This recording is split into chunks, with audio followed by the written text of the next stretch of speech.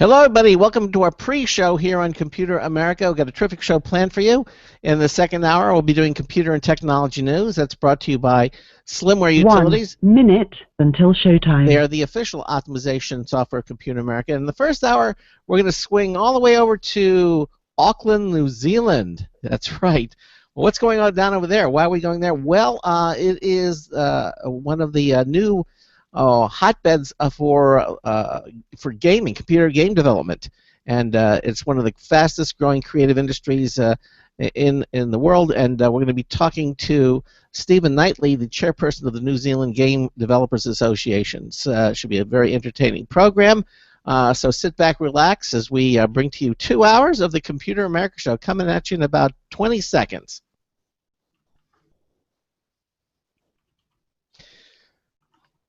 Stephen, I assume you have all the questions too in front of you, right? He does. Yes. Okay. Yep. Good. All right. Go back to mute. 10 seconds. Your show will go live in 5 seconds. 4, 3, 2, 1.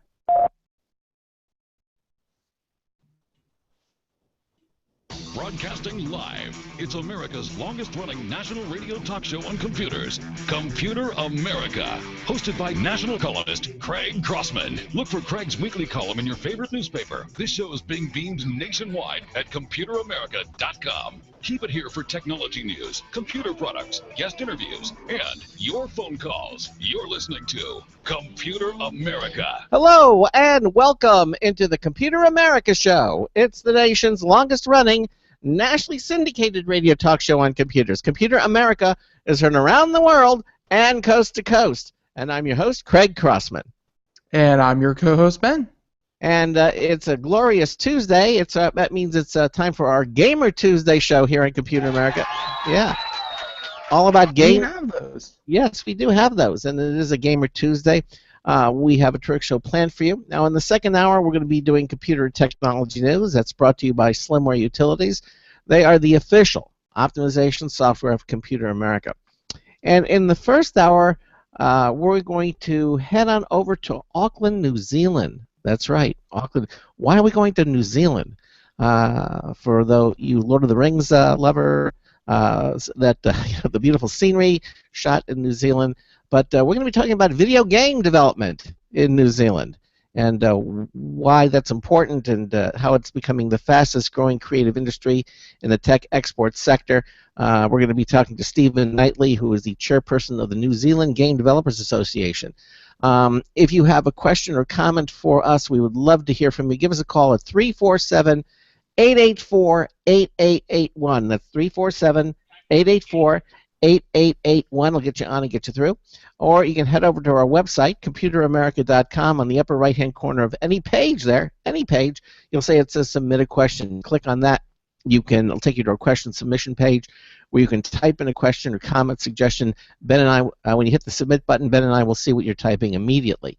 The other thing you can do is you can also watch the Computer America program. We offer live video streaming at ComputerAmerica.com. I realize we're a radio broadcast, but you know what? We also offer live video streaming so you can see the show. It makes for a more interactive experience. Ben has the technology to display websites, videos, movies, that type of thing. So you can actually see what we're talking about as well as hear what we're talking about. Of course, you can see Ben, myself. Sometimes you can see the guest. But it's all available at our website, ComputerAmerica.com, the internet home of our radio broadcast. So before we get started, Ben, I always like to ask if there's anything else. It was a really good show yesterday with our guest from Exotic PC. Yes, exactly, Exotic PC. So again, we keep archives of shows, for weeks upon weeks. Just go to our website and you'll find all the archives there. You'll find them on iTunes and Stitcher and all that and all the good places that you'll find. Different places where we kind of release our show, kind of like a podcast. Even though we do it live, the archives are kind of handled like podcasts. So should be pretty easy to find them. But if you miss a show, do not worry. Always a way to listen to it. Okay. All right. And again, even if you have an Amazon Echo, by the way, you can now listen to our radio broadcast on your Amazon Echo as well. So just more ways that you can listen to the Computer America Show. We try to bring more and more venues into the fold. Don't forget our Logitech contest that's coming up on Friday, too. We have that brand new Logitech prize, the Logitech M535 Bluetooth mouse that we give away every single week. It's the second week we're doing this now, and we'd love for you to participate. Again, head over to computeramerica.com, and you can check out the contest for yourself. It's under the Interact pull-down menu. It says Social Media Contest, and all the explanation is there for you as well. Okay, well, that said, why don't we bring our guest on? We're gonna head all the way down to Auckland, New Zealand. Interactive video game development is New Zealand's fastest growing creative industry and tech export sector. InGame is the name of the company that draws upon a network of New Zealand's leading game developers and artists, along with experienced marketers, e-learning consultants, and project managers. In addition, InGame has various experienced game programmers, artists, and studios that they work with.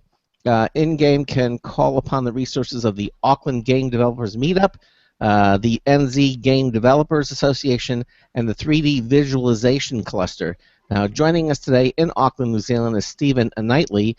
He is the chairperson of the New Zealand Game Developers Association. Stephen, welcome into Computer America. How are you? Yeah, I'm really well. Thanks, Craig. Oh, Auckland. I have to ask, what time is it now where you are? So it's 7 o'clock in the morning for me.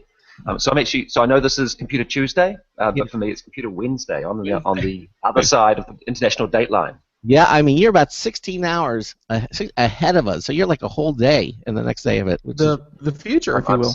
Yeah, you're in the Exactly. future. You can tell us what's happening, what'll happen in the next few minutes. It's really a beautiful country. Again, I have not been to New Zealand, but I certainly have seen many of the pictures. I mean, But at least here in America, we only associate it with Middle Earth and kind of Australia's least popular or less popular brother. So Absolutely. Well, and that's the great thing. All the technology and skills that you see in Lord of the Rings or the Hobbit, that's now what we're applying to the world of video games. exactly. So I understand New Zealand's game development industry is really booming. How much has it grown? I mean, you wouldn't think of New Zealand as the center for this type of technology, but obviously it is. Tell us a little bit about that and some of the trends that are kind of making all of this happen, Stephen. Yeah, so video games have gone from something like a $20 million to a $100 million industry just in like 3 or 4 years for New Zealand. So that's fantastic growth. And the thing with video games, you can make them from anywhere in the world. So sure, we're really successful here in New Zealand, but you could probably say Scandinavia or other. It doesn't have to be done in the big centers these days. So what happened in New Zealand is as soon as we got good internet connections, good data, we just went global, bam, just like that. So that's the promise. And in New Zealand, we'd had people who've been trying to make video games for 10 or 20 years, but it was always too hard for us to jump on a flight to San Francisco or New York to get the publishing deal. But by golly, as soon as the internet came along, we just unlocked that creative talent, and away we went.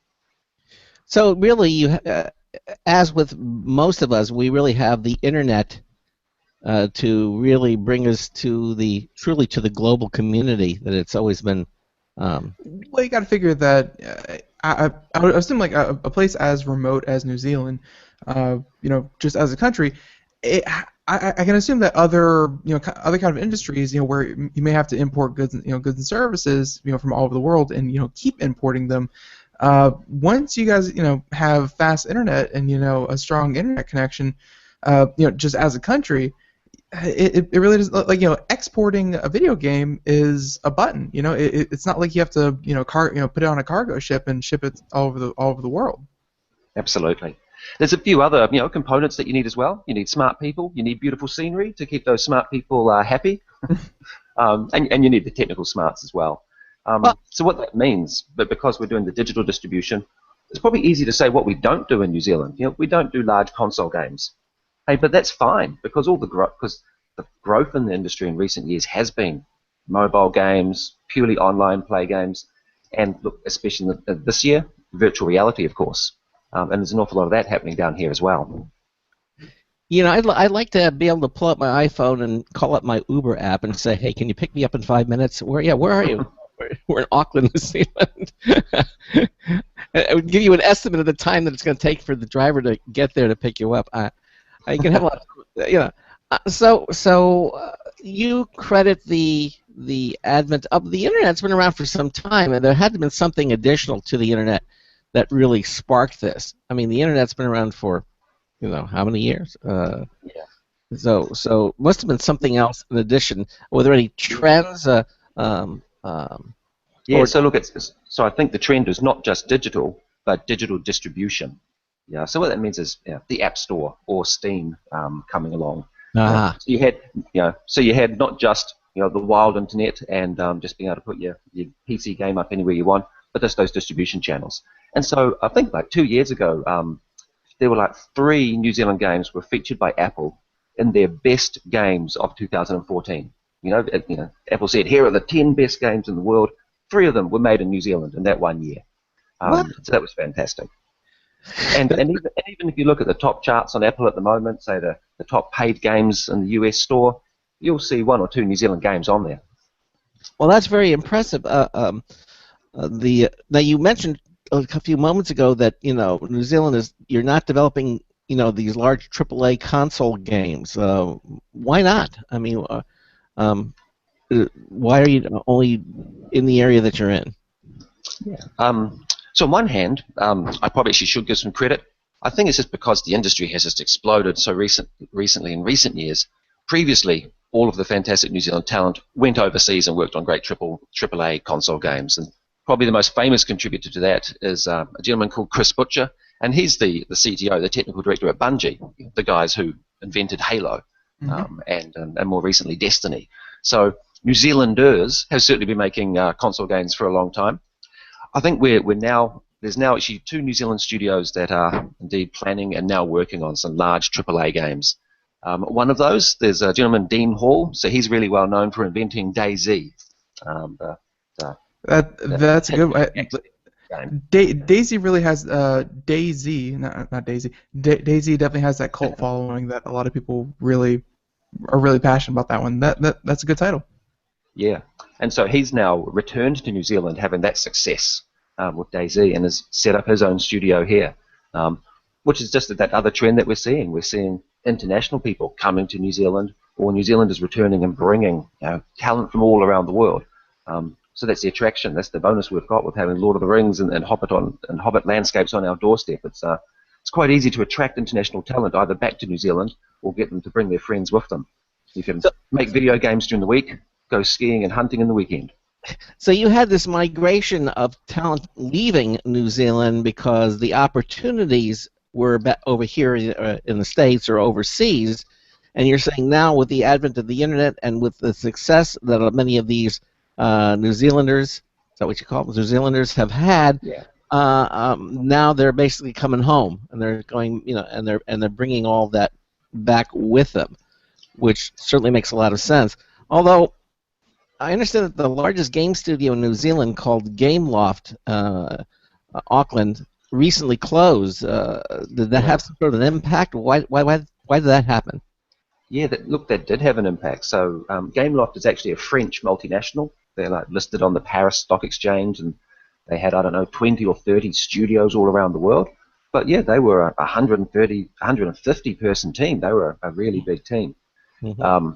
And their reasons for closing were corporate takeovers and corporate shenanigans that wasn't really anything to do with the Auckland office. But yeah, they kind of had 2-3 weeks notice, and bam, the doors were shut. Mm. So all of a sudden we had 150 people. Well, what was fantastic from my point of view is there's a really lovely community of game developers in New Zealand. So every month we have game developer meetups, as you do in each city. And effectively, half of the former employees of that studio rocked up to our meetup the next week, and I think we had something like 30 jobs on offer for them. Wow, nice. We had 7 game studios stood up front and said, "Hi guys, we would love to have you." And then out of that, 2 other international studios have set up small teams here, just within the last month or so since this has happened. There's a UK studio, a British studio called Climax. They've just opened up a studio in Auckland and hired the former Gameloft team. And then, of course, 3 or 4 indie game startups. Now, are you saying that there, after even with all this, is there still a talent shortage in New Zealand? You're still actively looking for people? I'd say we're actively looking for senior people, for experienced people. Probably we've actually got some fantastic university degree programs that really specialize just purely in game development these days. So we've got heaps of graduates. What we need are those senior people to lead the teams and bring a bit of international experience with them.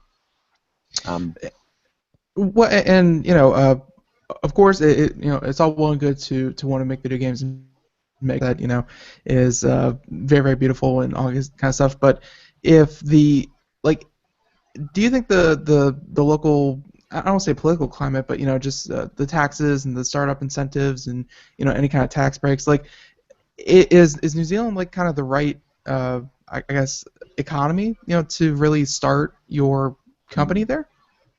Yeah, so there's 2 parts to that. So I'm trying to remember, there was an international survey. There's a few international surveys that come out and rate places to do business in, and New Zealand is always at the top. It's incredibly easy to do business here. You can just set up a company online purely. You hardly even need a lawyer involved.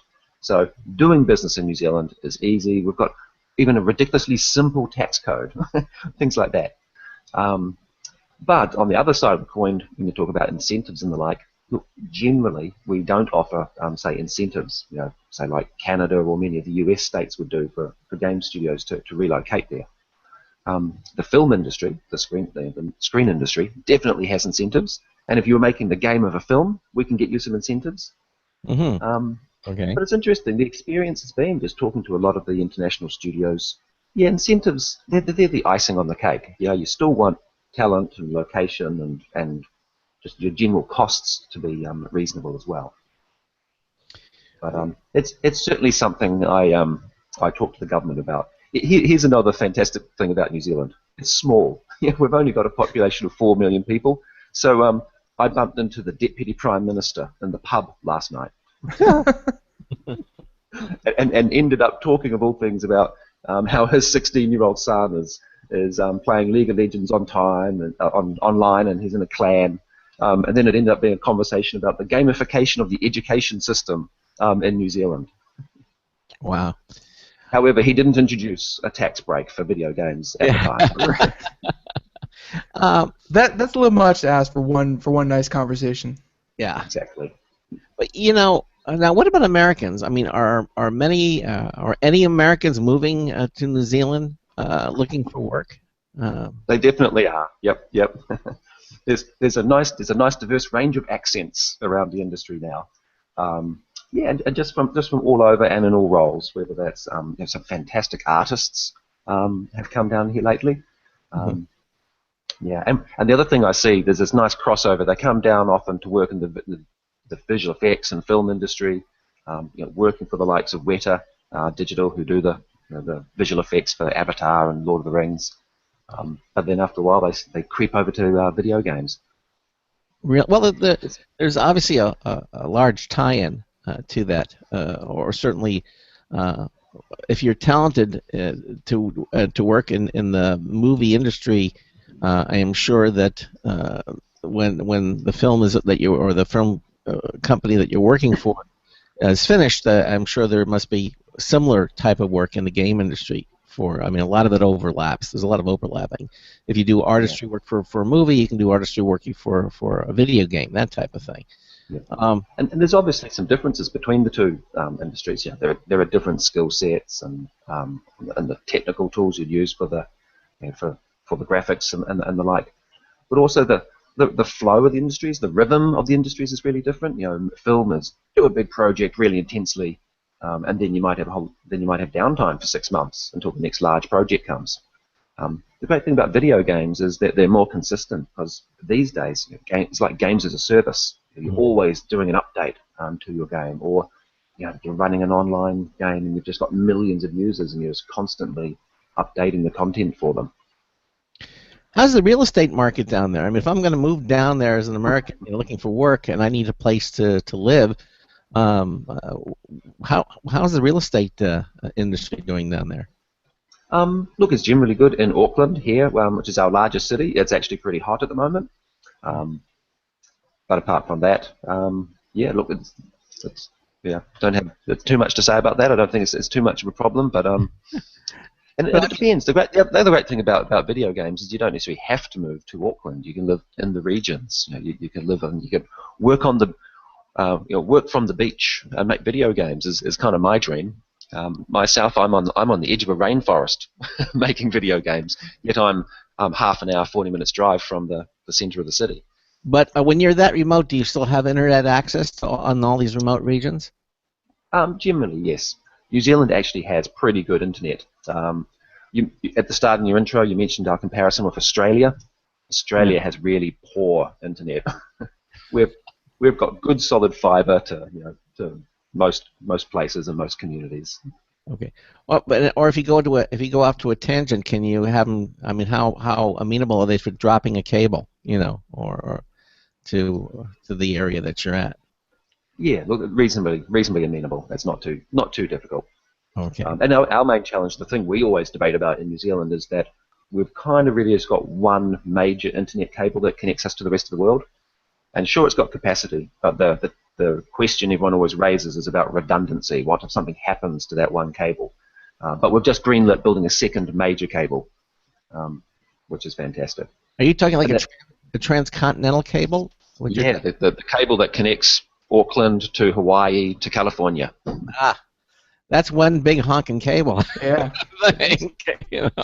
It's a huge cable. The main problem we have is actually latency. So the complaint I get is all the online gamers. If we're playing on an American server, just our ping is just that critical few milliseconds extra.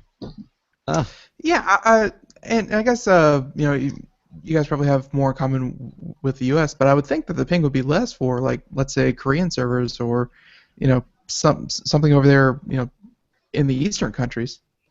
Maybe, yeah. We often will log into Singaporean servers, and there certainly are Australian ones quite commonly these days. But look, we're probably just as far away from Korea as we are from America. But that's the great thing. That's the other great thing about New Zealand. We are equidistant. We're positioned in that Asia Pacific. So you were talking before about, yes, we're getting lots of Americans moving here. We're also getting an awful lot of, say, Chinese or Korean interest. So, for instance, Tencent is the huge Chinese gaming company, their largest gaming company. They've made a few investments in New Zealand as well. Now, the weather in New Zealand is primarily warm, or does it snow there as well? Again, I'm sorry, I've never been to New Zealand. Do you have winter seasons as well? We do. The thing about New Zealand, it's a long, narrow country. So, and we've got a North Island and a South Island. So I'm at the top of the North Island, and it's almost subtropical. It's really mild. Even in winter, it won't snow. But in this is of course going back to the whole Lord of the Rings scenario. New Zealand's so diverse. So in the South Island, there's a range of mountains that run up the ridge of that island, and that's where all the snowy mountainscapes came from. So no, it absolutely snows in the South Island of New Zealand. So we got both. So, all right. Now we touched a little bit about this, and you say that the New Zealand gaming industry hasn't reached a point yet where it will be developing AAA console titles. But do you think eventually, what kind of time frame do you think we would be looking at for New Zealand to come out, let's say, to produce a major blockbuster game? So look, I know, so Dean Hall, who I mentioned earlier, who did DayZ, I think he plans to start working on one next year. And then there's, I know there's actually another pretty significant console project has actually started in New Zealand right now. So I can't talk about what that is, but yeah. So there's one happening already. Whether it'll be that mega hit, yeah, maybe, of course it will. But it's interesting. Everyone, of course, wants to talk about the console games because they're the ones that we see advertised on television and around the place. But it really isn't necessarily where either the money is or where the growth is or even where the critical acclaim is. There's all sorts of really interesting smaller game products out there as well. As the chairperson of the New Zealand Game Developers Association, what are part of your responsibilities that you do out there? Goodness. Okay, so we do everything from we have an annual conference, which is a fantastic conference, and we get speakers from around the world. Year before last, we had Dave Brevik, the inventor of the Diablo series of games, come along. And last year we had a gentleman called Matt Hall, who invented Crossy Road, which is this ridiculously popular smartphone game. So that we have an annual conference, we have meetups, we have like 300-400 people every month just come along and talk about the hobby and the craft and the love of making video games. We have a small startup competition, so we have about $20,000 to start out an indie game development team. And then the other thing that I really enjoy is we do a lot of work with schools and with communities saying, hey, you should come and learn how to make video games. And that's because video games are I describe it as we're the gateway drug for programming. If you want to get kids into coding, you tell them, come and make a video game for an afternoon. They queue up at the door to come in. And then, of course, we do a lot of work lobbying the government to say, yeah, you should introduce some tax breaks for video games.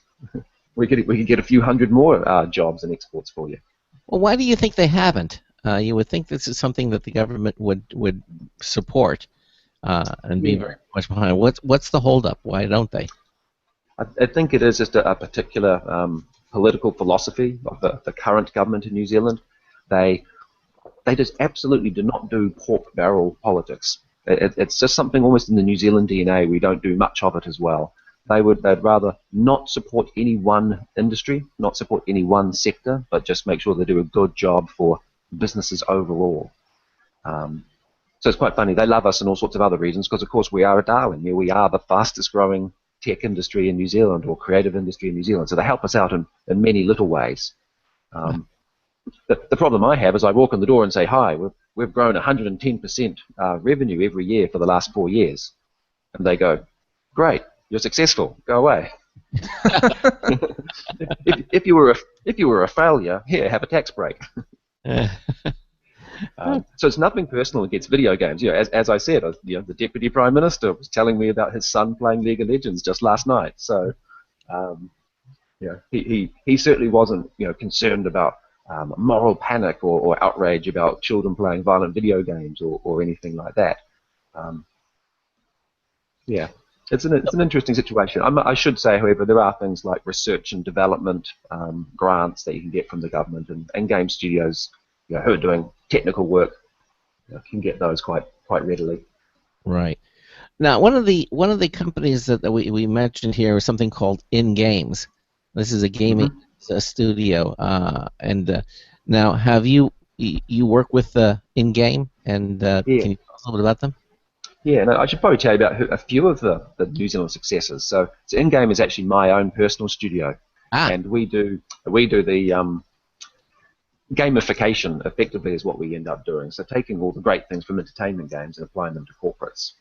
And have you had speakers on the show about gamification in the past? Well, I think as we mentioned in an earlier conversation, we just had Aethelite on, but gamification has definitely, just for a lot of different subjects, has definitely come up on the show before. Yeah. And so I do a lot of gamification work, but then it also leads into a lot of educational games. So look, just to briefly talk about myself. The project I've been working on the last week or two has actually been a game working with the University of Auckland's Brain Research Centre for a game for children with ADHD and dyslexia and dyscalculia. So which is like dyslexia but with numbers. And so we've been working with them just to adapt a whole series of psychological tests and psychological practices, working on very specific areas like working memory or recognition of numbers or visual spatial tracking, and turn them into a great big sci-fi planet building game.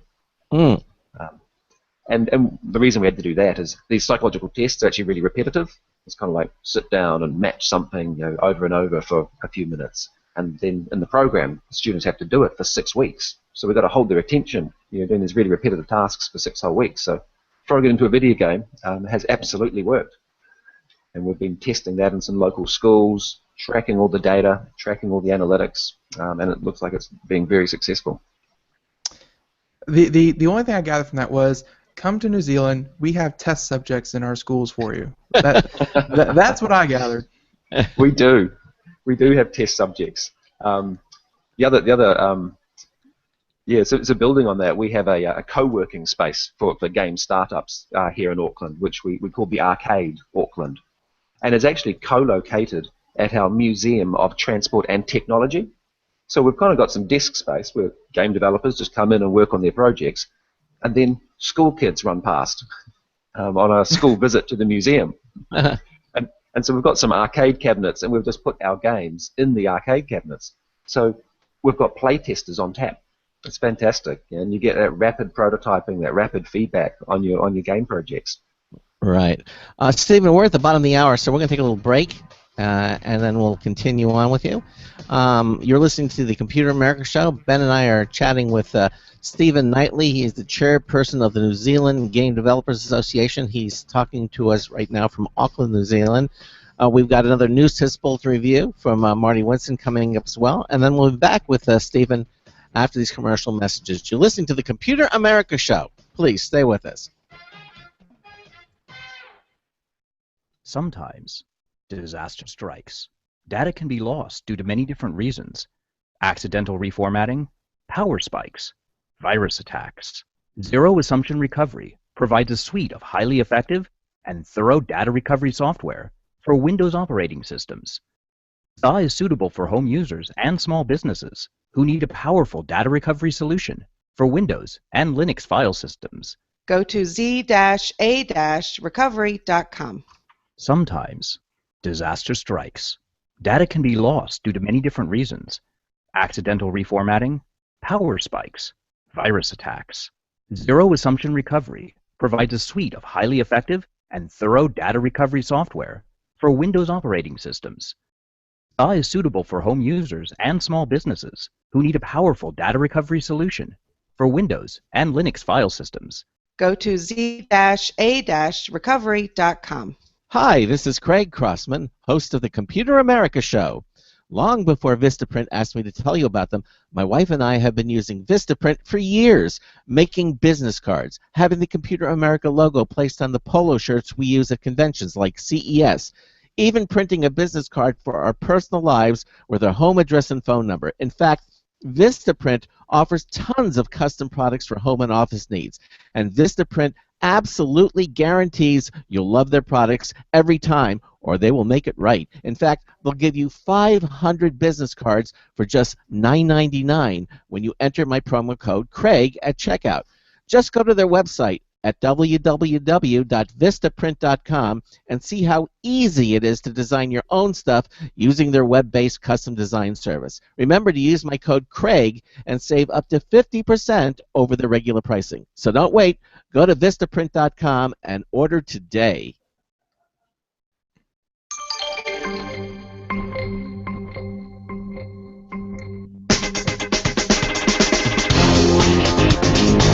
No, slide rules were not made for playgrounds. Hi, I'm Marty Winston with the News Tips Bulletin Review for Computer America. This time, the Arctic Cove Mister. When it's hot out and you're committed to stay out, whether for work or for play, how much would it make your day to more or less turn a Home Depot bucket into an air conditioner? That's pretty much what an Arctic Cove 18-volt bucket-top misting fan can do. It can use a Ryobi 1 Plus or Arctic Cove 18-volt lithium battery to power a 2-speed fan and a 2-speed pump. The battery it comes with is rated for up to 3.5 hours per charge. The pump goes through 1.3 gallons per minute in low, 1.8 in high. The water can come either by dropping its filtered feed hose into that bucket of clean water or by connecting a second feed line to a garden hose. Bottom line, when the weather gets hot and you'd rather you're not, the Arctic Cove 18-volt bucket-top misting fan gives you cooling on demand. Marty Winston, News Tips Bulletin for Computer America. Welcome back to the Computer America Show. It is 33 minutes past the hour, and we are here on our Gamer Tuesday show. We have Mr. Stephen Knightley, and he is from the New Zealand Game Developers Association, chairperson.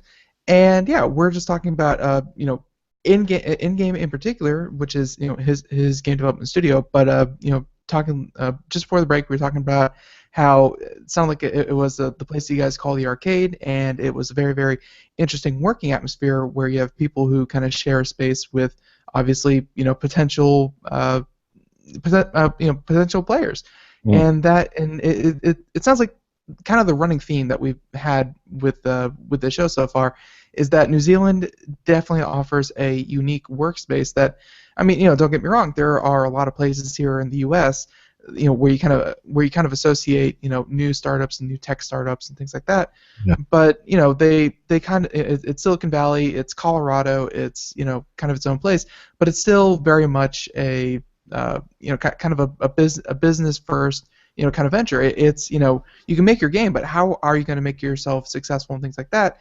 And and don't get me wrong, I'm sure the business side of video games is very, very important. You mentioned that your industry is growing year over year, but at the same time, it's also about how do we start making good games, and how we start making good games in New Zealand, which is kind of refreshing, because I guess here in the U.S.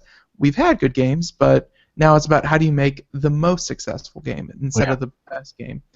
So we're going to that, and let's say we've been talking about this, and we have a listener out there, and he's been in the industry for 15, 20 years. He's mad at the world, and he says, "I need some fresh air." How would he go about kind of relocating to New Zealand? Does he kind of go to Craigslist in New Zealand and say programmer looking for work, or how does one kind of get to New Zealand? Yeah, and funnily enough, I have had a few, and I don't mean to get political here, but I've had a few, if Donald Trump becomes president, I'm moving to New Zealand emails. We've heard those too. So hey, it's so actually on the video stream at the moment, you're showing the website for the New Zealand Game Developers Association. So that's nzgda.com. And quite simply, there's a jobs tab there. There's some jobs listings, but there's also some information about moving to New Zealand. So that's the first port of call. Check out the website, and then drop us an email. We just quite regularly forward on people's CVs, resumes to the leading studios here. And the immigration New Zealand, the immigration team and the government have actually been really good, really welcoming. We went to the Game Developers Conference in San Francisco last month, because of course that's the global gathering for game developers. And actually, it was Immigration New Zealand from the government who pretty much paid for our bar tab and helped us out. Yeah, I'm looking here on your job listing, like Pickpock seems to be one of your game developers. They're looking for a senior programmer at Pickpock or a senior technical artist. And everything again, as you say, senior. Obviously, they're looking for that at Grinding Gear Games. They're looking for a senior C++ programmer. Here's another one, a user acquisition and marketing at Runaway Studios in Dunedin, New Zealand. So you're saying, like, maybe in markets where where startups are much more common, or changing companies is much more common, where there may be a saturation, like, oh, what do you do? C++? Oh, congratulations. What else do you do? We have 1,000 people that do C++. Are you saying that maybe they should look towards New Zealand and say, well, they have a pretty limited resource of experienced people. Maybe even though I'm considered an expert in one field that 100 different people are in my area, in New Zealand I might be in high demand. Yeah, I would say that is absolutely the case. And there's a flip side of that as well. So what you said there's about experienced specialists, and that's what we need. What the flip side is, what New Zealand is good at are being generalists. So what's amazing is we have so many people who are both fantastic programmers and also good artists at the same time. So that's great for creativity. You mentioned before, how do we make great games in New Zealand? There seems to be something about the mix of creative and technical skills that we apply to teams, and even small teams. And then what's also interesting is the games industry is a really global industry. The publishers, the players look all around the world to find games. We know games don't have to come from major cities anymore, or major centers. There's all sorts of breakout games come from weird little places around the world these days. So Yeah, the industry's looking for the next big thing from strange places around the world. Here's an interesting one for a company called Aurora 44 is looking for a talented senior environment artist to help shape the world of Ashen. Just reading this job description sounds like it's a game. The ideal candidate has a deep understanding of modeling and texturing stylized worlds with a solid grasp of color, form, and lighting. You'll apply your experience and knowledge to craft the stories that are woven into the world of Ashen. That's one thing I like about video games is that, honestly, you can take almost any other field in the world. Like, if you were a landscape architect, or essentially you made people's gardens for 10 years, and you decided to go back and learn how to code that into video games, then you would be in such high demand, because then you would know how to make kind of realistic, good-looking environments for let's say scenery in video game. Like, take any obscure field and throw games and technology in the mix, and you're now a specialist. Yep. Well, if you have any area of expertise, and you can take that and apply it just to programming in general, and that's always been a master's in basket weaving, and we're making a new basket weaving mini game for the iOS, and yeah, we need you. So, okay. Yep. And there was a great example that you just had on the screen there a second ago. We just had a hit game about subway maps. Okay. Oh yeah. Mini Metro, was that it? That's right. Yeah. So there's a game called Mini Metro, and quite frankly, it's a beautiful abstract puzzle game where you have a subway map or a metro map, depending if whether you're in America or in Europe, what you want to call it, and it just grows over time. The network grows over time, and you have to redraw the lines and the graphs between everything. And so it got nominated for 4 awards, including the grand prize at the Independent Games Festival last month. And they won the best audio because they've got some really beautiful procedurally generated audio that reacts as you go. And so Wow. that was 2 brothers and some friends who produced that game. So there you are, a hit game, nice comfortable income from down here in New Zealand. But it doesn't hurt to have experience in like Maya, programming languages, of course, Photoshop, that type of thing. I feel like I should talk about 2 or 3 of those studios that you just read out the job listings for. So Yeah, please. that studio, Aurora 44, that's a bunch of former Weta Digital visual effects artists. The people there actually are the ones who worked on Lord of the Rings and The Hobbit, and now they've moved into video games. And so that game, Ashen, was announced by Microsoft on the Xbox press conference at E3 last year. Wow. And along with Dean Hall from DayZ. There were 2 Kiwis, 2 New Zealanders up on the E3 press conference for Microsoft. So, that game is not going to be I think it will be a digital game. I don't think it will be boxed, but that could be one of the next console hits out of New Zealand on Xbox. You mentioned 1 or 2 other studios that were hiring before. There was Pickpock. Yes. They're a really successful mobile, not just a mobile game studio, but a mobile publisher. And they have done all sorts of games for DreamWorks and Adult Swim and Cartoon Network and Warner Brothers. Just trying to think, some of their hits are things like there's a game called Into the Dead, which is like The Walking Dead on steroids. And let's see what else. Oh, Monsters Ate My Condo. Well, it was just a completely crazy game that they did with Adult Swim. And got nominated for lots of awards as well as fun things like Robot Unicorn Attack 2. Oh, classic. It is. No.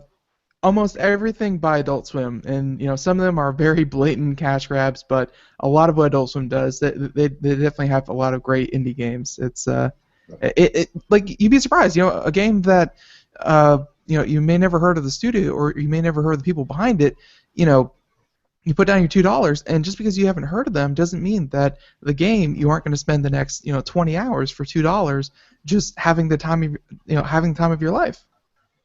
Exactly.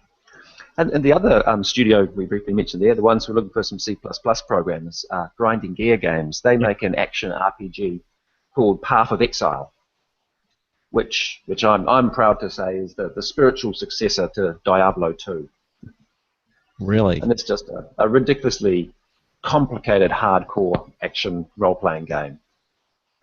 And what's interesting with it actually is it's got a little bit of that Lord of the Rings kind of vibe. There's some very New Zealand-looking locations in there. There are local Maori tribes in there, and native lizards and birds that you'd only find in New Zealand. And you know, they've ended up in an international video game about hacking and slashing your way through a cataclysmic wasteland. Right. And then there's other studio called Runaway Studio. Yeah, they're really interesting. They make games inspired by nature. So their target market are American soccer mums. So one of their hit games is called Flutter. So it's not a gambling game. It's about butterflies in the Amazonian rainforest, and all the butterflies that you collect or that you can buy with in-app purchases and the like. They're all modeled accurately on real butterflies, and the ecosystem in the game is like a biodiverse ecosystem that you would have in the Amazon rainforest. And then they've done a second game called Splash, which is about underwater ecosystems. So on that page, you've got Monsters Ate My Condo, Hack and Slash, Blood and Guts, Dungeons and Dragons, and Butterflies. That covers your bases. Yeah, Yeah, it does. and interactive subway maps.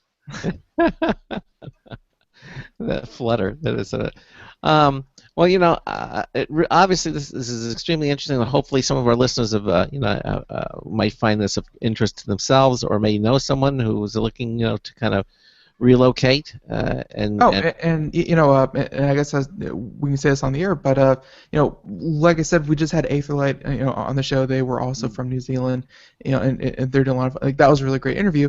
I just kind of want to extend an open invitation. If you have any new kind of video games or any kind of new indie games that would like to come on the show and talk about kind of how they did what they did, what they're doing different, all that kind of stuff. Please, send them Computer America's way, and we'd love to have them on. Absolutely, yeah, absolutely. Well, Stephen, Ben and I really appreciate you getting up early to let our listeners know about what's going down in Auckland, New Zealand, and all the surrounding area. And who knows, maybe someone will hear this and say, New Zealand doesn't sound so bad. Yeah, maybe maybe I need to change in my life, and head over to New Zealand. It certainly would be a definite change. And again, thank you so much for being with us and letting our listeners know about what's going on down there in the gaming industry. Cool. Hey, thank you very much, guys. It's been a pleasure. Hey, our pleasure. Thanks again, Stephen, for being with us. Have a good one. Take care. And go back and get some more rest. All right. All right. Take care. Bye-bye. Bye-bye. All right, there you go. Okay, and again, Stephen Knightley, chairperson of the New Zealand Game Developers Association, here with us, and very early in the morning. It's Wednesday morning in New Zealand, but it was nice for him to take the time to let us know about the opportunity. And if you're thinking about relocating, or maybe you were thinking about just going to California or Nebraska. What was it yesterday? We had the gaming company. We had the from Nebraska. They were what, Exotic PC? Yeah, Exotic PC in Nebraska. They're not gaming. Well, they make gaming computers, but they're not like game development. They make gaming computers, but if you're really looking to relocate, well, you can't say we haven't given you some options. Well, yeah, and it sounds like New Zealand. If you've ever joined a team and you're like, I know my stuff, I'm good at what I do, but I need room to grow. Maybe the entire island of New Zealand could be for you. Could be. Yeah, exactly. Certainly have the beautiful mountains and the vistas there. Maybe we'll go down and check out New Zealand sometime. Might be fun.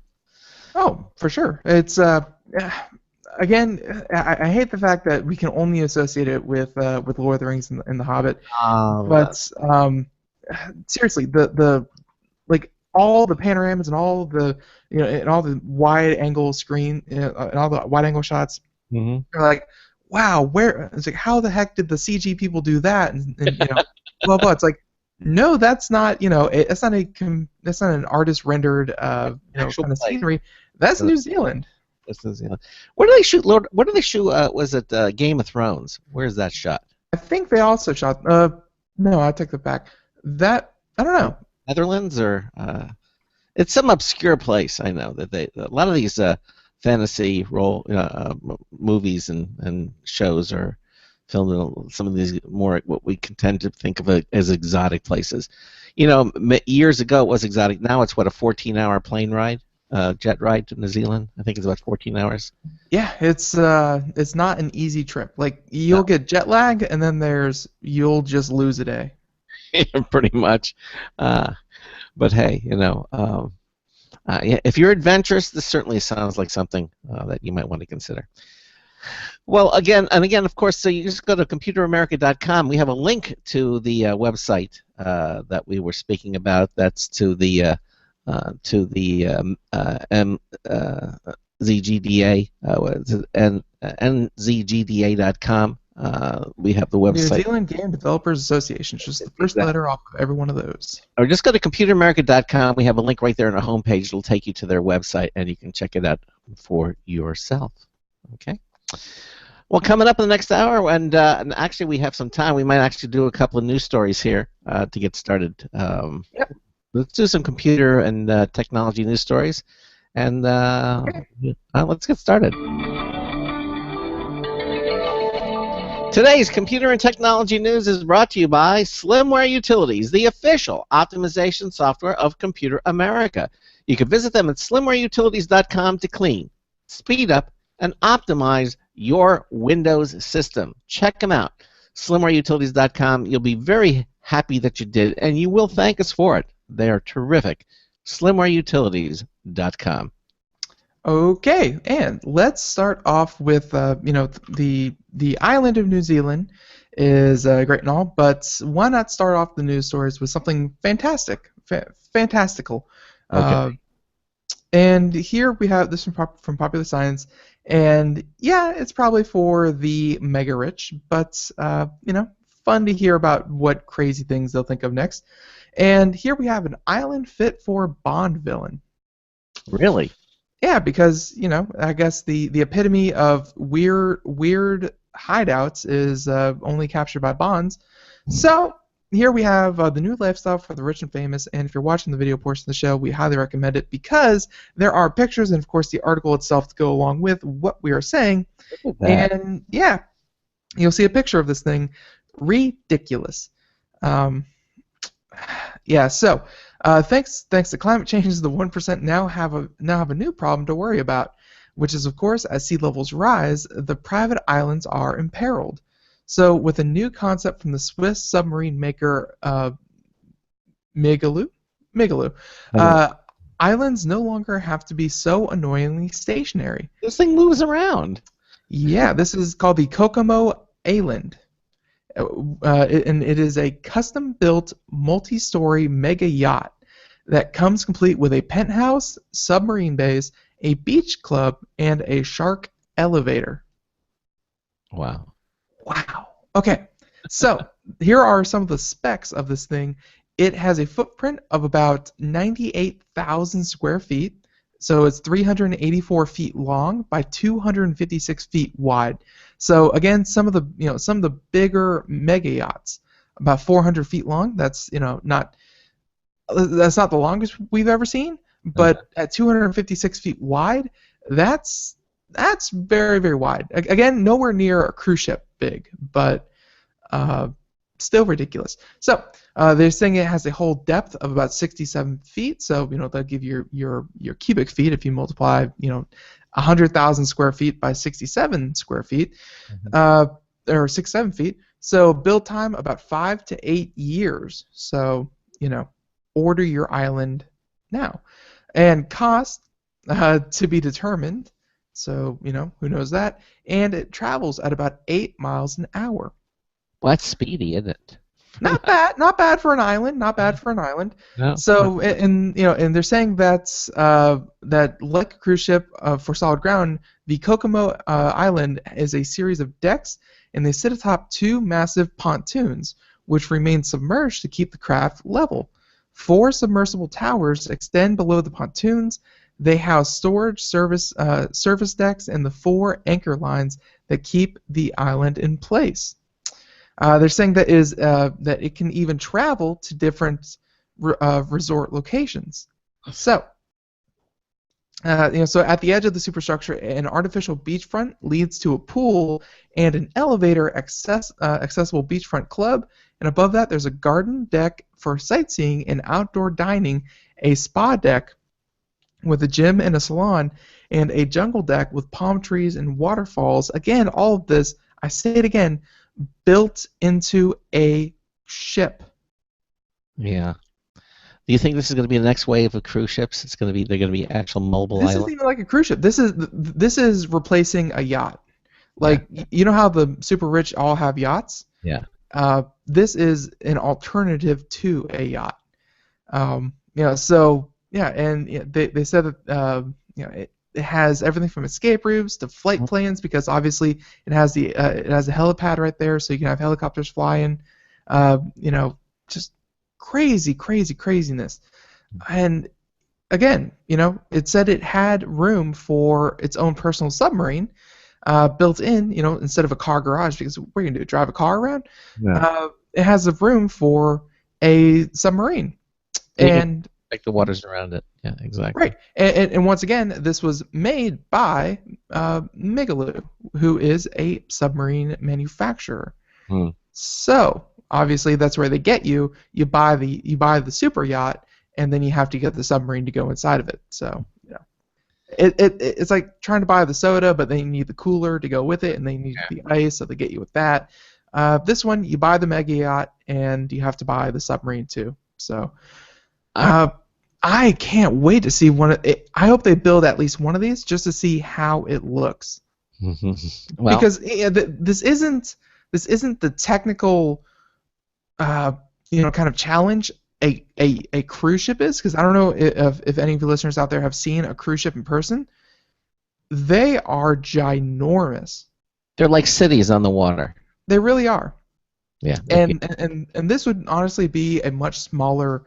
A much smaller effort than that, but at the same time, this was made for one person. This was not made for 6,000 people.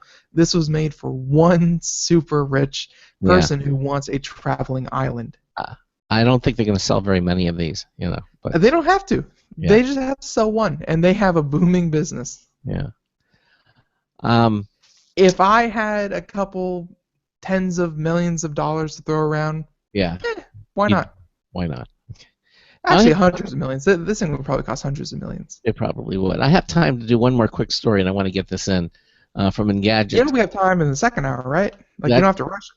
Well, okay. Well, it was inevitable, really, according to you. But, virtual reality, we've been talking about VR this, VR this, VR that. It's going to be big. It's going to be. Well, evidently, VR porn is being offered as room service in Las Vegas. It was about to happen. Of course, yeah. For decades, people have been renting naughty movies to watch in the privacy of their hotel rooms. Well, now with virtual reality becoming more prevalent, one company is now experimenting with a combination of the two VR porn room service. Now, to realize this X-rated dream, porn studio VR Bangers has teamed up with Aura Vista, which is a British company that's crowdfunded in its first headset on Indiegogo and Kickstarter last year. The complete package will soon be trialed in Las Vegas hotels, costing about $20 a pop, and offer a few scenarios for people to choose from. It's kind of cool. Kind of cool. Yeah, if you're if you ever ask the question, who was the last person to stay in my room? Oh, just a single guy. It's like, I'm gonna need the bedding changed immediately because I know you offer VR here. Well, they already support a variety of platforms, including the Oculus Rift and Samsung's Gear VR. The Aura Visor is potentially a good fit because it's cheap and doesn't require a tethered smartphone. The headset is essentially a self-contained Android device running a modified version of Google's mobile OS. It has a a 5-inch 1080p display, and a 100-degree field of view with access to a custom VR store that's linked to the Google Play Marketplace. Such a setup should appeal to customers, especially business folks who want to leave no trace of their VR escapades on their phone. Because yeah, you know, with this device, you never have to plug in your phone or take your Oculus Rift or your whatever and There. have to do anything with it. You just kind of use the sticky one there. Oh God, Ben. What? In each film, you'll be able to see your hotel room replicated in the VR headset. They're guessing that means each scene was shot in a kind of a generic hotel room that gives off a Las Vegas vibe. Such an approach is meant to make the experience feel more realistic, as if a lady or gentleman of the night actually has knocked on your door. Okay.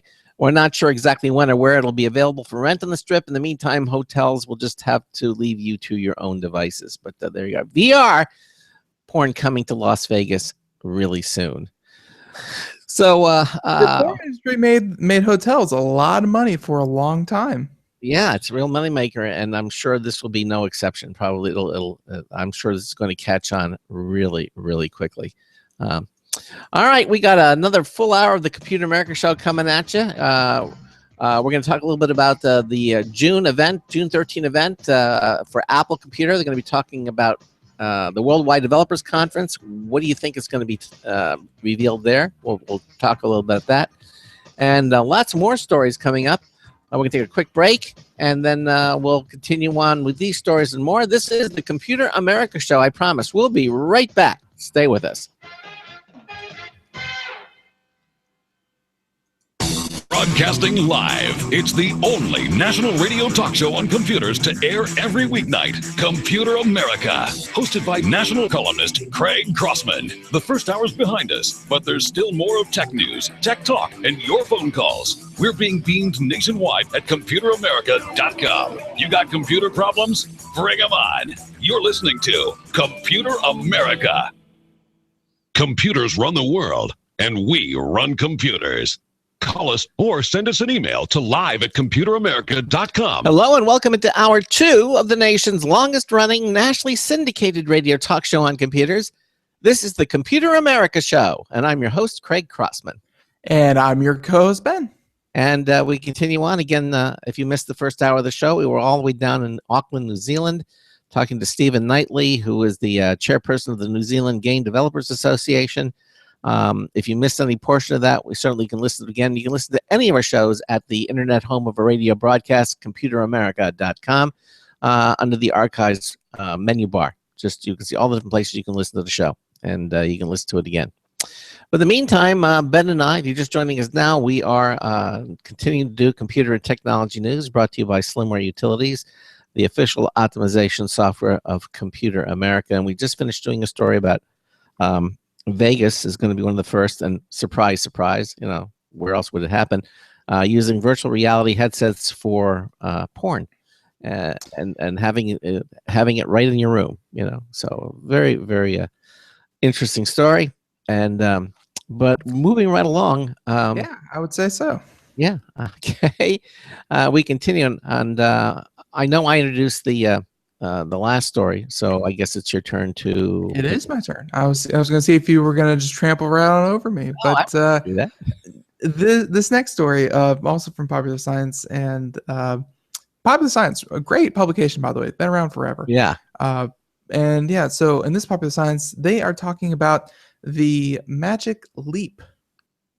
So, for everyone out there who doesn't remember, Leap was this little device. Oh yeah, that would sit in front of your computer, and you kind of wave your hands over it, and it would be able to sense where your hands were in a 3D space, and you'd be able to control things not by touch, but by kind of waving your hand around. It never caught on for some reason. It was it got released, and the people who kind of like it was funded on crowdfunding sites. And it was released, and it was released to very tepid reviews. Yeah. Like they're like, this is going to be the next big thing in kind of controlling your computer, and it didn't work too well.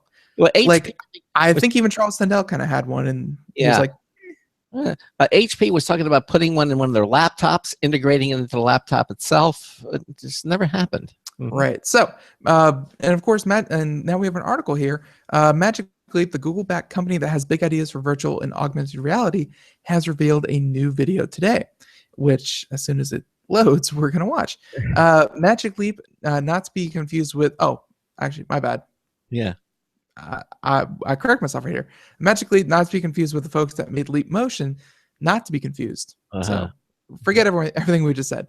So has unveiled the video footage from the eyes of their new device. So while there's no word on what the device is called or when we can expect it, what we do see is pretty cool.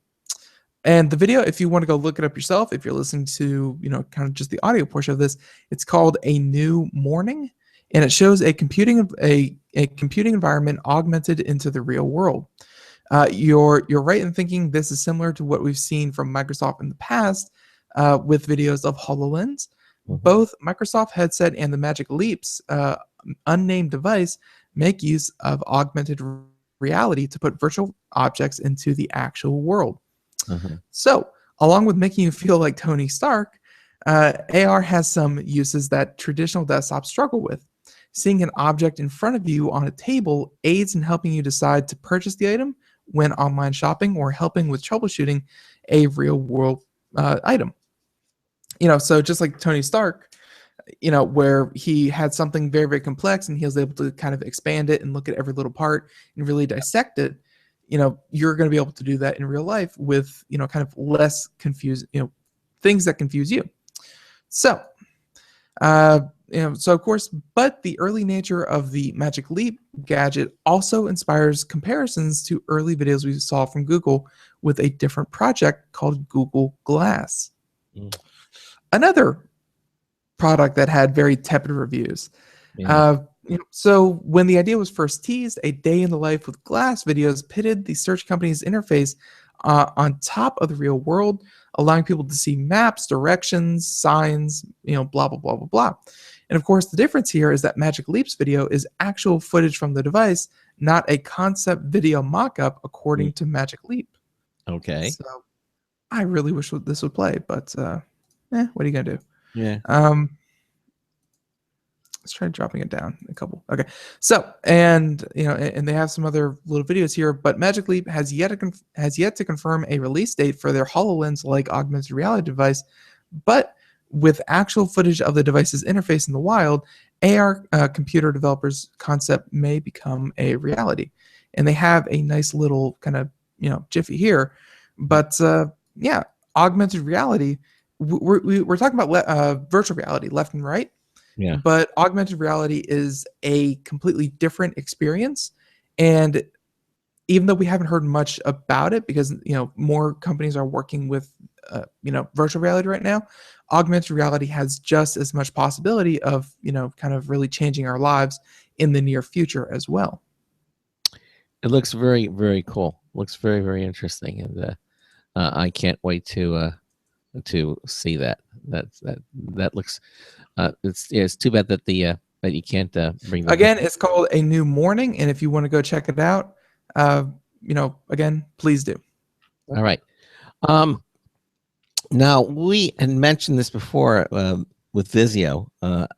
We actually here purchased a Vizio TV, a 4K television for about $600, 50-inch screen, and and it was nothing else like it. Well, Vizio's coming out with another high definition 4K TV, but this version now, it's called the M series, and this is amazing because it now has an Android controller, and the E series makes 4K ridiculously affordable. This is again under $1,000. The TV now sports the high dynamic range that we talked about this yesterday, HDR, and HDR is now going to be supported by Netflix. So you'll be able to actually see high dynamic range if your TV supports it. It has to be in the TV. HDR has nothing to do with 4K in the sense that you have a 4K TV, you don't necessarily have HDR. Well, evidently now Vizio is offering the ultra high definition HDR home theater display, and you don't have to splurge on this higher TV to get some of these really nice features. Now, the M series now uses a 6-inch Android tablet remote control. Okay, so it actually comes with this tablet, and it runs the company's SmartCast app and supports Google Cast streaming from other devices in your home. So if you have a Chromecast, that type of thing, this also supports it. It's so you don't have to buy an additional dongle. It's all built into the TV now. There's twice as many active LED lighting zones for the higher contrast ratios, and you'll get luxuries like support for HDR video and Dolby Vision. Prices for the soon-to-launch 4K only line start at $850 for a 50-inch set. Wow. And go all the way up to, obviously, $4,000 if you want the 80-inch behemoth. But, still, it's under $1,000 for this next generation of TV. I went to mine just to make sure that it didn't have HDR, and it doesn't. It does not. I told you it didn't. I know, but I wanted to see because I thought I saw that in there, but it doesn't. Yeah. Trust me, if it's HDR, it's like the newest thing. It's like more efficient, what have you. It'll be in proud, prominent letters, HDR compatible. But don't worry if you're just looking for 4K without all the frills, you're covered as well. The updated E series now includes a few 4K models starting at $470 for the 43-inch version and up to $1,700 for the 70-incher. You don't get the tablet, HDR, or Dolby Vision, and there are only 12 active LED zones. However, you'll find both Google Cast and support for Google Cast and support for SmartCast through the device you already have. The sets are rolling out today, so it might be your best bet if you just watch that 4K Blu-ray and can't afford close to $1,000 for the privilege of watching it on TV. But these things are really, really coming down, and again, HDR isn't exactly admittedly, they seem to be doubling the prices, just about. Well, not even doubling. It's like about $500 for a 43-inch or $900 for a 50-inch with the HDR compatible. So not even doubling, but at the same time, it's probably going to be the next. It's probably going to be the next technology that's going to make you want to go out and buy a television. And also, I love the fact that it has the Chromecast built into it, so you don't have to buy the dongle. If you can cast your, if you have something from Netflix. See, that's a deal that they've made with Google, but I don't know. It makes complete sense, but doesn't that take a little? And admittedly, it's not every single smart television has a Chromecast built into it. No. But doesn't that kind of shift the like? If every TV from now on comes with a Chromecast built in, doesn't that just give Google another monopoly? Yeah, but I don't think that's the intent here. I think that it's. I'm just saying we can't trust Google to be good forever. Like we've already talked about this with with other guests. If Google ever decided to shut down all of their services, the world as we know it would come to a screeching halt. Probably. It's getting to a point there, and now Google, because they've made such an easy to use and low price, kind of option, and now they're integrating it into television. I don't know. Yeah. they haven't given cause for alarm yet, but the fact that they're so just everywhere might be a little bit of, to me is setting off some alarms. But whatever, I'm sure they just made a deal with Vizio, and it's just with Vizio Smart Television. But at the same time, very cool. Vizio always, for the price that you pay, very, very few. There are better televisions out there, and there are cheaper televisions out there. But for the price that you're paying for, Vizio, at least to me, is usually, the price for what you get is unbeatable. Yeah, it is. It's a beautiful television too. They have a picture of it there as well. And pictures are never Photoshop, so that's real. That's real. All right, so let's move on to. Okay, Craig, you used to own lasers, right? I used to own a laser. I don't own them anymore. Right. Well, you used to be into lasers. Lasers were cool. They were fun. They used to stun people in Star Trek. They did everything. Yeah. And now we have a gentleman who, using 22 laser strikes, he was able to finagle himself 18 months in prison. Wow. So that's impressive, breaking into prison with one laser. So, well, not breaking, more like getting thrown into prison. But here we go. And here's a nice little poster for anyone out there who does not know the simplest truth. Pointing a laser at an airplane is a federal crime. Wow. Folks, if you have a laser, do not point it at aircrafts. Yeah. Very, very simple. So, and here, this one from Ars Technica, and let's see, Cyrus Farivar. So, with yet another prison sentence, a federal prosecutor in Fresno, California, has continued her aggressive campaign against people who fire laser pointers at airplanes. So, this one came on Monday, where we have this gentleman was sentenced to 18 months in prison after pleading guilty. Not even not guilty, pleading guilty to firing 1-watt laser. Again, a 1-watt laser at a Kern County Sheriff's helicopter known as Air 1 on February 26, 2015.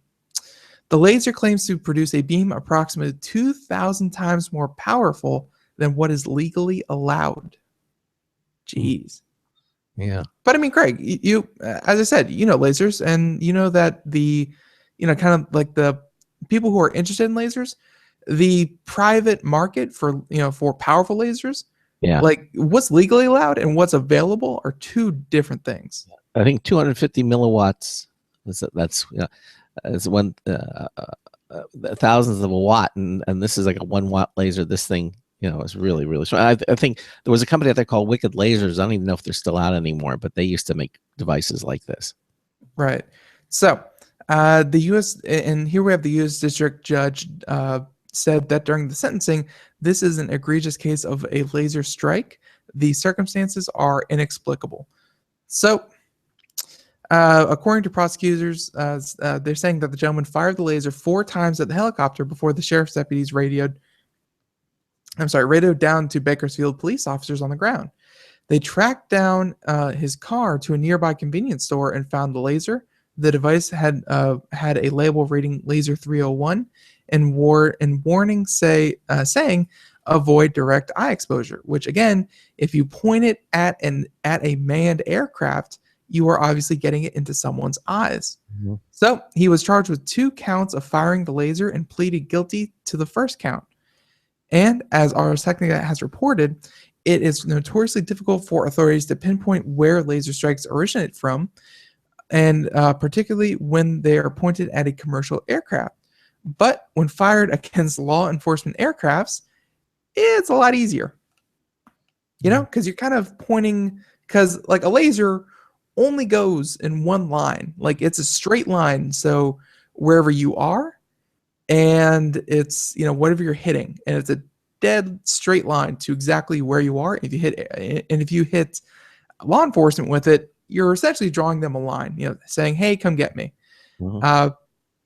So, and this is, of course, a bigger problem, saying that the Department of Justice says that there have been more than 23,000 laser illumination incidents in the United States between 2011 and 2015.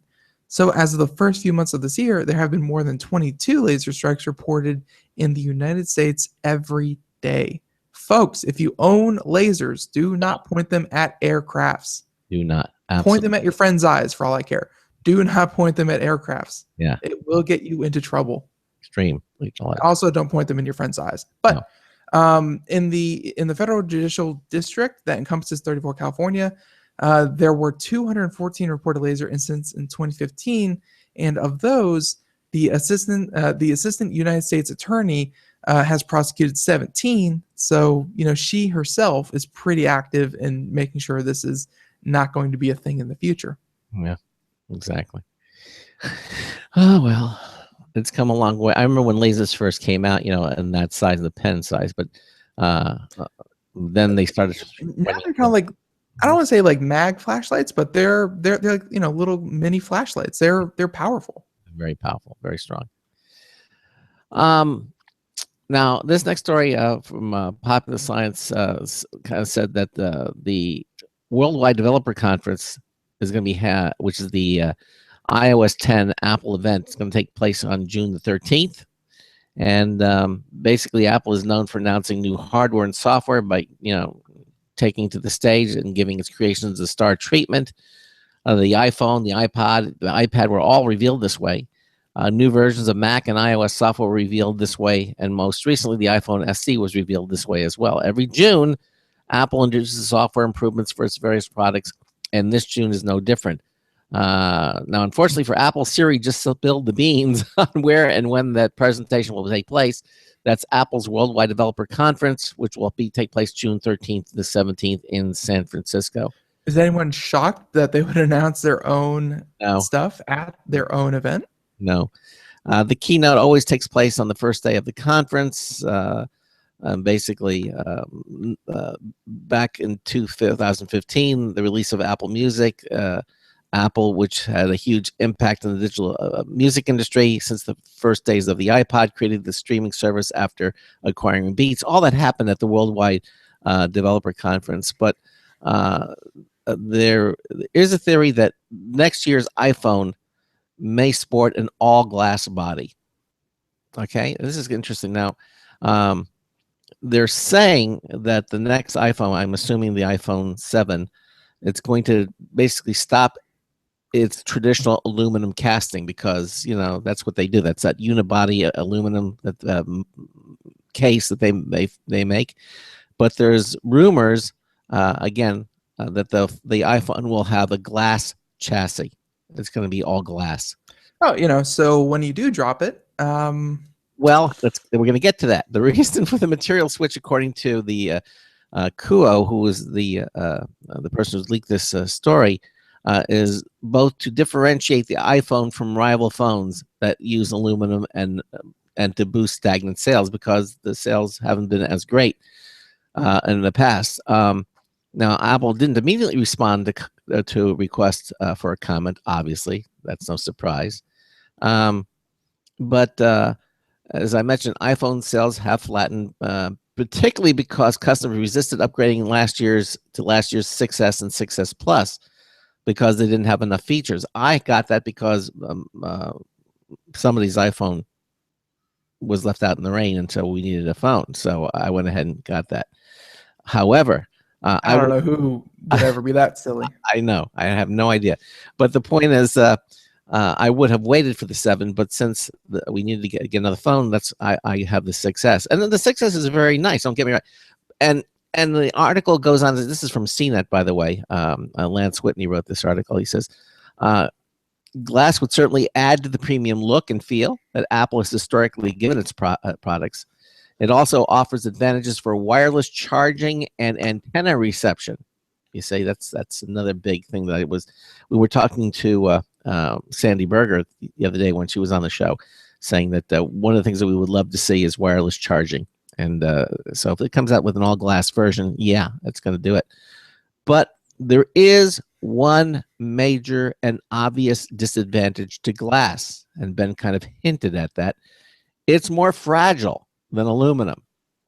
Now, Apple used glass on the back of the iPhone 4 and 4S, which led to incidents of shattered backs. I don't know if you remember that. We actually some pictures of those. The glass can be expected to be used in next year's iPhone will be tougher and more durable than the glass used in the past, obviously. So the new phone's casing would stand a better chance of surviving a drop. I don't know if it's going to be Gorilla Glass or something, but it's more resistant to shock. Glass is also heavier than aluminum, but that won't be a problem according to the analyst because Apple will switch from the traditional LED displays to AMOLED screens, which are thinner and lighter, and also incredibly brighter. AMOLED screens are gorgeous, absolutely gorgeous. Now, one other drawback in the analyst forecast is that the glass casing and AMOLED screen won't show up until 2017, rather than in Apple's expected iPhone refresh later this year. So this might not be a 7. It might be a 6SS or something like that. Or they might release the 7 with traditional means and then, the 7S. Could be. Now, reports so far of the coming iPhone indicate a few enhancements from the current model, beyond stereo speakers and dual camera for the larger model. Such a scenario could disappoint consumers and investors alike, as all of this remains in the rumor stage, though. Okay, and we'll just have to wait and see as what Apple finally does come up. But I would think an all glass. I honestly hope, and I'm still using the iPhone 5s, so maybe they've already fixed it. But the speakers that are built into the 5s, at least, not the best. Like, honestly, if you're playing something and you walk away maybe 7-8 feet, you cannot hear what the iPhone is playing anymore. Music or whatnot. The built-in phone speakers are pretty terrible. In the 6S, the 6 and the 6S, which have the largest form factor, gives them a little more space. The speakers are actually quite good. I think you'll see that. So, but again, they're saying the 2017 iPhone will have a glass body as opposed to aluminum, and it sounds exciting. Okay. Okay then. All right. So, so many stories.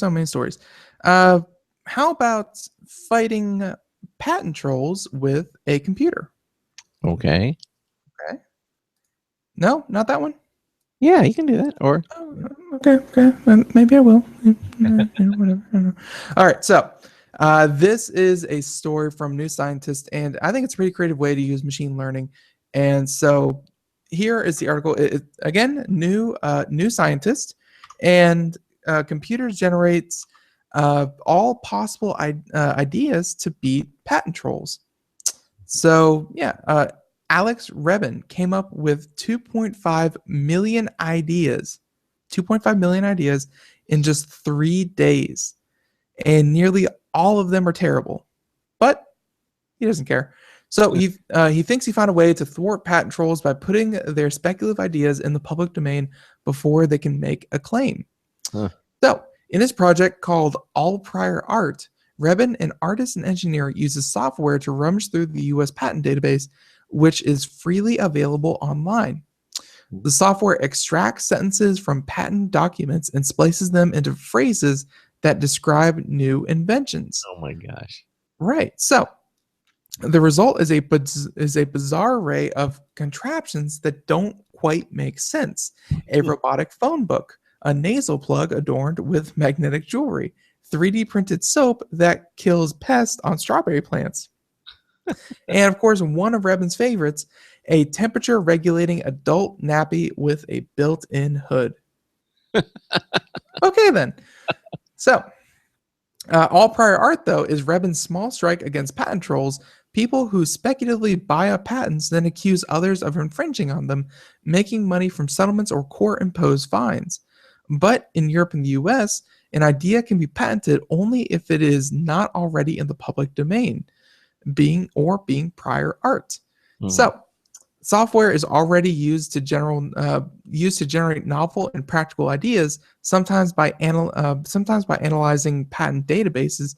But Rebin is going for an exhaustive approach by cranking out as many patentable concepts as possible and posting them online. He wants to make it harder for people to copyright ideas that are trivial or uninventive. I think one of the best cases that, at least in my mind, has always been Apple. And, they are not known for patent trolling, but I remember them taking, Samsung to court years ago about how dare they use a rectangle phone with rounded corners for their phone. I remember that.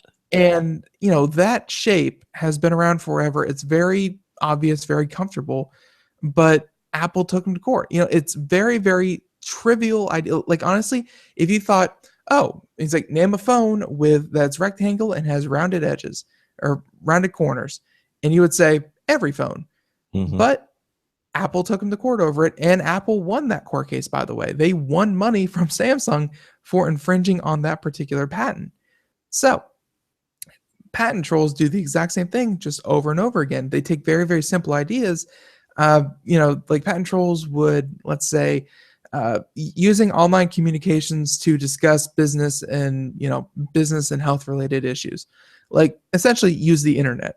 They would file a patent under that, and then they would go after companies who were quote unquote infringing on their very obvious patents. Mm-hmm. It's a problem in the business world. So Since the system splices together existing ideas, Rebin doesn't expect it to come up with anything truly novel. But that's the point. The aim is to clear the ground of relatively trivial incremental advances that can be produced by automation. He says now that it's in my system, it can be considered prior art. So, to be useful, the system doesn't always need to come up with things that make sense. The aim is to cover as many variations as possible. Getting a computer to spit out ideas for free also forces us to address the question of what should be patented.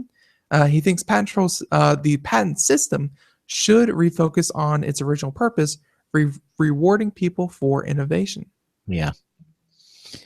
In order to have a patent, it has to be new, novel, and different.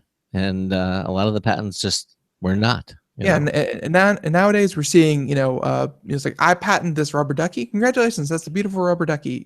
Here's your patent. And people say, my rubber ducky does the same thing, but it's also blue. And all of a sudden that gets patented. And now, how is that original or unique? Yeah, we laugh at that, but that's exactly sort of what happened with the Apple and Samsung. They took up something very trivial and basically they won. So. Of course, Apple has the kind of the wherewithal. Has the funds to afford lawyers to do things like that. The average person probably wouldn't be able to do that. Hey, we're coming up against a break. We're going to be talking about a device, a gadget that allows you to play with your pet from anywhere. Talk about the Internet of Things. It's really long arms. Yeah. And evidently, podcasts are now available in Google Play Music. Wow, that's very cool. We might have to get in there. Yeah, we may. Okay.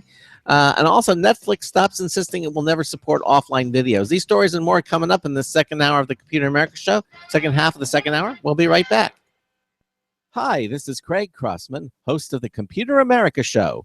Long before Vistaprint asked me to tell you about them, my wife and I have been using Vistaprint for years, making business cards, having the Computer America logo placed on the polo shirts we use at conventions like CES, even printing a business card for our personal lives with our home address and phone number. In fact, Vistaprint offers tons of custom products for home and office needs. And Vistaprint absolutely guarantees you'll love their products every time, or they will make it right. In fact, they'll give you 500 business cards for just $9.99 when you enter my promo code Craig at checkout. Just go to their website at www.vistaprint.com and see how easy it is to design your own stuff using their web-based custom design service. Remember to use my code Craig and save up to 50% over their regular pricing. So don't wait. Go to vistaprint.com and order today.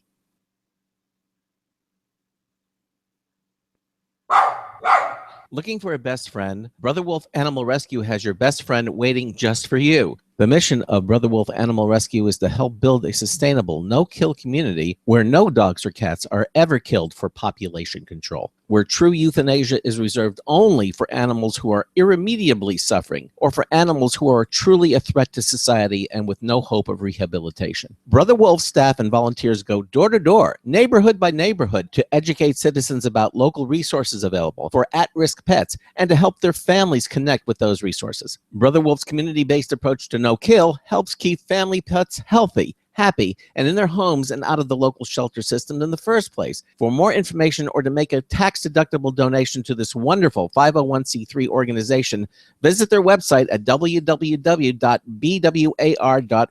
Help to realize Brother Wolf's vision when no animal is euthanized for lack of a home. Who's a good boy?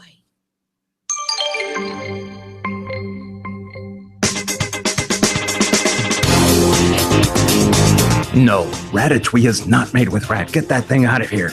Marty Winston with the News Tips Bulletin Review for Computer America. This time, the ADIR Pro Cube 3D. Cube 3D is, on the level, a self-leveling triple laser level that comes with a tripod. The big switch also mechanically releases the hanging laser emitter rig from being pressed against a lower ring inside, so gravity brings the lasers within 3 degrees of plumb. Until that happens, the laser lines flash and the little box beeps. A push button on the side selects between crossed lasers, horizontal and vertical lines up front, a single vertical laser line out the side, or both. It's all powered by a trio of AAA cells and comes with separate cases for both the unit and the tripod. Bottom line, the 8-Ear Pro Cube 3D self-leveling triple laser level is plumb clever. Marty Winston, News Tips Bulletin for Computer America. Welcome back to the Computer America Show, and that was Marty Winston with a News Tip Bulletin review. And yeah, in the first hour we had the New Zealand Game Developers Association, and that was a really great interview. Just talking about all the opportunities that New Zealand is offering for game developers. Go listen to that if you didn't get a chance. But in the second hour, we are here doing computer and technology news, brought to you by Slimmer Utilities. Yes, we are. And just covered an article that dealt with an automatic machine that automatically took sentences and phrases from the patent database and kind of put them together, which at the end of the day is just hoping to prevent these patent trolls from inhibiting innovation. Because when you have to file, when you have to pay someone a fee just to use something as simple as, let's say you want to make the next great jacket, and you want to put a zipper on the pockets, and all of a sudden the zipper on pockets is being held by a patent troll who will sue you endlessly to make sure you pay their fines. It really is a hamper to new innovation. So this was this gentleman's idea, was to get as many of those very common ideas out of the way so that true innovation is the only thing that should be patented. Okay. So we're going to move to another story here. This is very, very cute from Engadget. And the headline reads, "Play with your pets from anywhere with Playdate Smart Ball." I guess the Internet of Things is now coming to your pet. And this is written by Devendra Hardwar, and he says, "This might finally be a useful smart pet toy." Because we've seen food dispensers and health trackers for pets, but basically, he says, we're still waiting for the first truly great, innovative smart pet toy, and that's what Playdate is aiming for with its Smart Ball, which it resembles the Sphero. Remember the Sphero device? We did that a couple of years ago. It was like I actually saw Sphero. I don't know if I mentioned this, but I actually saw Sphero out at CES. They had one of the largest booths there. Yeah, they were. It was so funny. Like they had a giant booth set up in one section. It was like they had like a half pipe and like ramps, and they had like just like little kind of jumping things they could do. Like they had guys just kind of putting these things through their paces and just launching the spheres off of stuff and taking it up walls and ramps and having them do tricks. And then on the other side they had like an entire kind of maze course where you walk up and someone hands you a tablet and you kind of control the Sphero with the tablet, trying to kind of maneuver it up the maze. Well, it's come a long way, because I got one of the first ones they sent me, and it was right. It drove our pet crazy. Oh, right. And they would follow this little thing around, but it's kind of like that one little device that had like the little motor in it, and it had like a raccoon tail strapped onto a plastic ball. Yeah, I remember that. The raccoon tail would kind of flop around. Yeah, but that was random. This is the same, but this is an actual ball that you can control with by through your smartphone and just angling it, and you could, but you couldn't really see through it. It was just basically the ball. Well, evidently, they're coming up with this this little ball called it can be controlled remotely and has an integrated webcam in it, so you can use it to keep an eye on your furry friends throughout the house, as well as giving them something to chase. So obviously it's clear. The shell of the ball is clear because the camera, you can see through the camera, and obviously the camera is balanced in such a way that even though it's rolling it, the camera remains upright, so you can see it. And of course, you'd also let you snap photos and videos of their playtime. Playdate is launching an Indiegogo campaign today to raise $60,000, and you can snag an early engraved model for $129. The price jumps to $149 for the Indiegogo special, which is still less than the proposed $249 retail cost. I know the Sphero was not that expensive, but the Sphero didn't have the camera built in the streaming video. Well, yeah, I think it did. Oh, the version I did. Right. The first version was just a ball, and you kind of controlled it, and it didn't have a camera. The new Spheros definitely do. Okay. All right. Yeah, and yeah, it's and again, there's video associated with this, but how much of a video do you really need to explain? It's a ball that your dog can chew on, Right. and it has a camera in it. That's it. Um, uh, I don't know if this is going to take off for it, because especially if the Sphere already does similar things, because it lights up. But I think this one's claim to fame is that it is pet proof. Yeah, it's You pet. know. It also has a squeak button, so it'll spit Right. out a high pitched noise that gets your pet moving. So Right, just that little bit of effort to make the toy a little bit more interesting to your dog. Animal friendly, exactly, because Right. the ball that the animals will tend to lose interest in, but something that's squeaking and doing that might. Oh, something that's squeaking and doing laps around them. Eventually they're gonna say, "What's up with that?" Exactly. Anyway, just thought to let you know it's still an Indiegogo campaign, but you might want to check them out. Right. So, hey, check this out. This is Landis and Gear. We are going to have a company on the show on Friday, and they print images on glass. We got a few for review here. They're very, very cool, and we're gonna have them on and talk about the process. Great idea again for Mother's Day, and just kind of saw this one off to the side here, saying that Corning can now print your high-res images on its Gorilla Glass in kind of the same feature. So, gonna have to bring that up to them.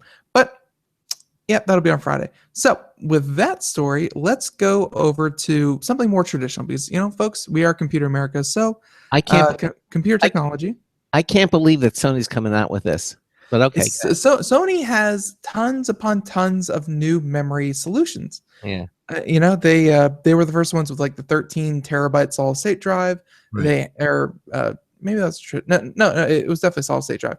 Like they've had tons and tons and tons of huge storage device or options, and now we have this one where Sony cranks up optical disk storage to 3.3 terabytes.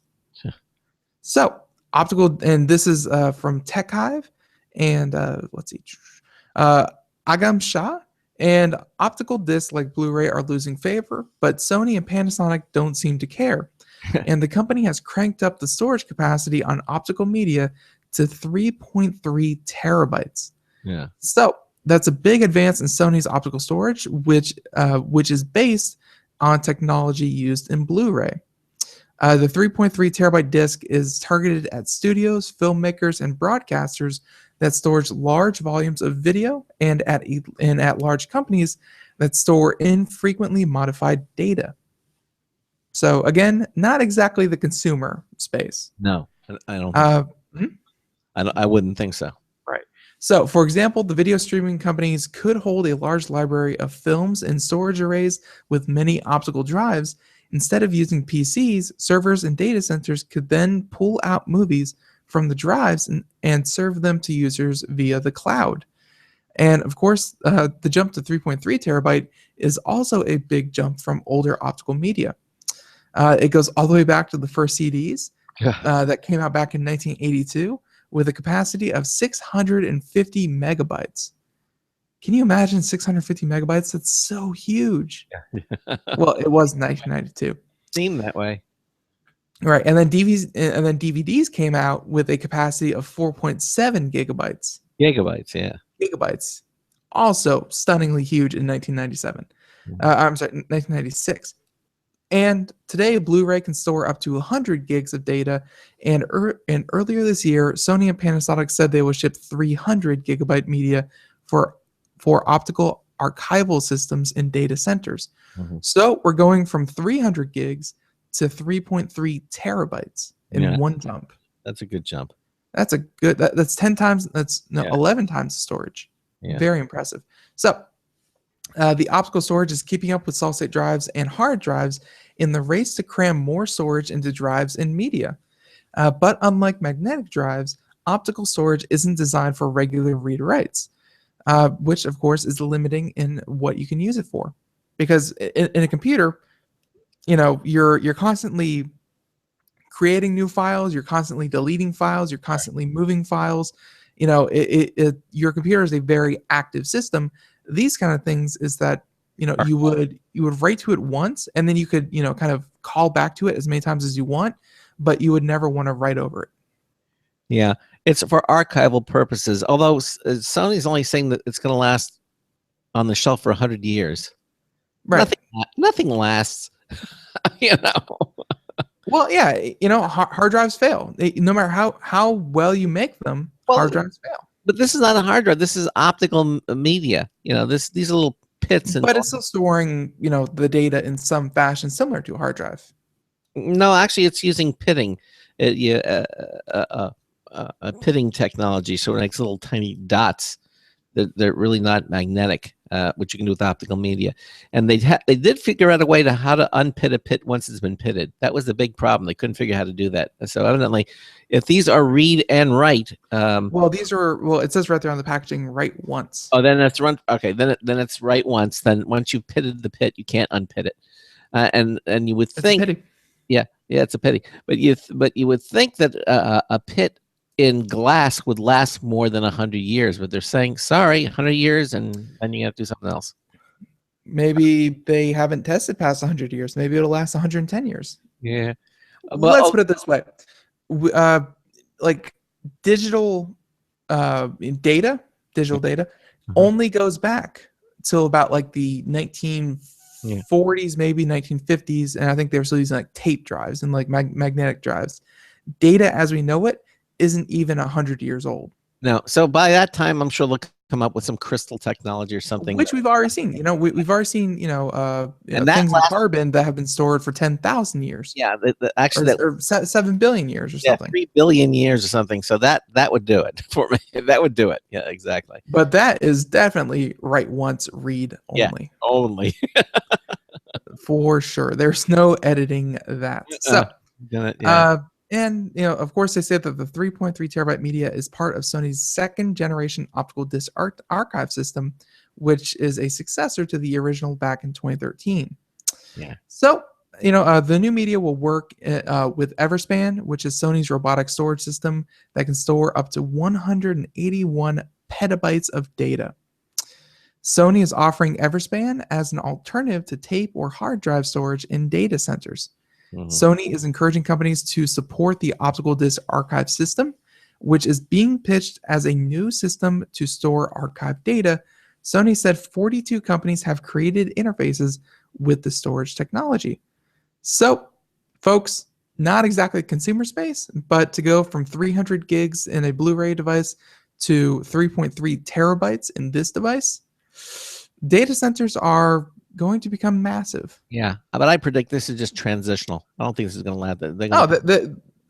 Anything that we make is never going to be the last thing we ever make in that field. But it's going to be very fast. The transition of this is going to be very, very quick.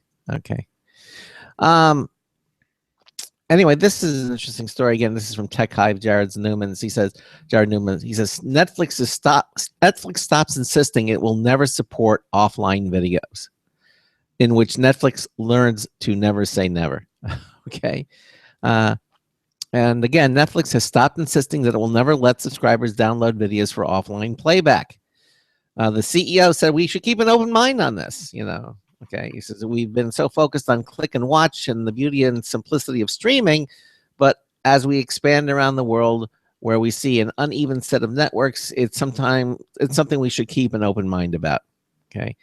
Because back in 2014, it was the Netflix spokesperson Cliff Edwards gave a different answer. He said, that it's never going to happen. Well, okay. He said that he explained that downloads were a short-term fix for the bigger problem of making the video service more accessible over Wi-Fi. But later, after Amazon started supporting offline video playback on iOS and Android devices, well, Netflix offered a different explanation. Making users deal with downloads was just too complicated. It's not going to be an instant. You have to have the right storage on your device. You have to manage it. And I'm not just sure that people are actually that compelled to do that. That was their change. But basically, Netflix isn't entirely wrong. In-flight Wi-Fi is slowly becoming fast enough to stream video from about 35,000 feet. Some hotels allow Netflix streaming on guest room TVs at no extra charge. And T-Mobile's Bring On program lets subscribers stream unlimited Netflix videos, albeit a 480p resolution, without eating into their data caps. Still, these are exceptions to the rule that being on Netflix outside of the home can be difficult or cost prohibitive. And this is especially true in some overseas markets where Netflix is hoping to fuel its growth. Now, while Netflix's comments don't necessarily mean that offline playback is imminent for Netflix, the change in tone by the company is noteworthy as Netflix looks to expand its brand of binge watching to more countries. And with Amazon now offering monthly Prime and streaming only subscriptions, something they announced, I believe, yesterday. We announced it on our show, complete with download support. Well, Netflix now has plenty of motivation to figure out its own solution. So looks like they will be coming around eventually to that. I like the idea. There are situations where just streaming Netflix is a huge draw on your data, and not only that, but in places where you may not even have data, and being able to to kind of download, an entire series worth of episodes. I could definitely see that being a much asked for feature. Yep, I think so. All right. Well, I'm glad Netflix is keeping an open mind about all this stuff. Absolutely.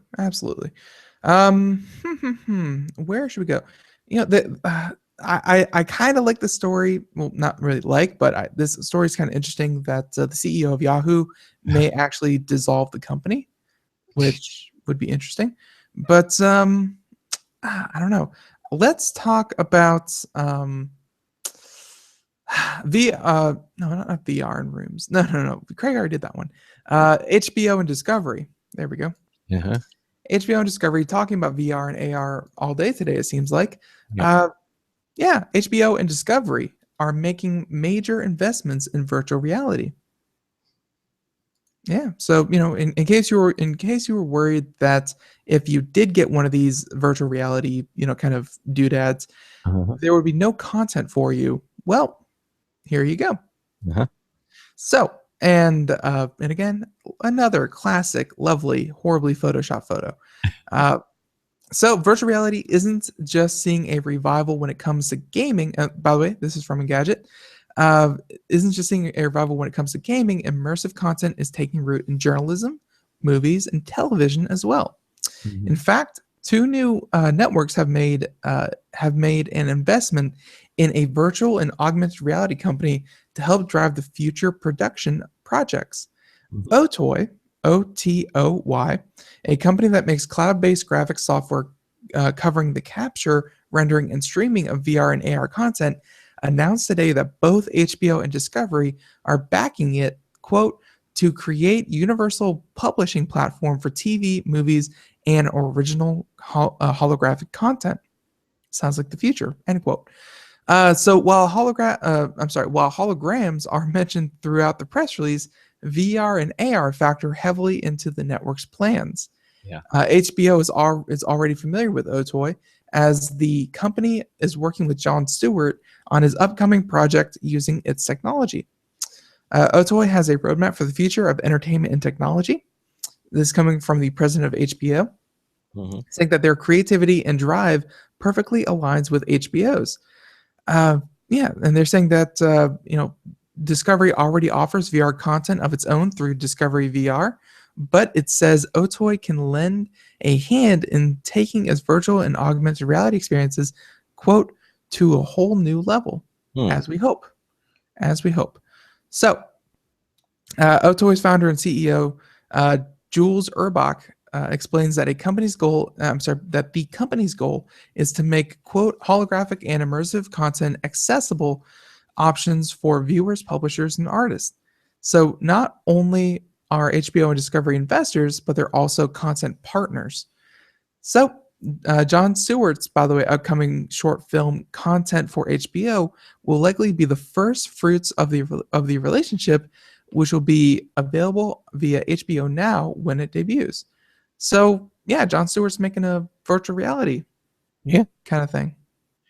By the way, we have an email that came in just now from one of our listeners. It was on the previous story. We were talking about the Sony storage, right?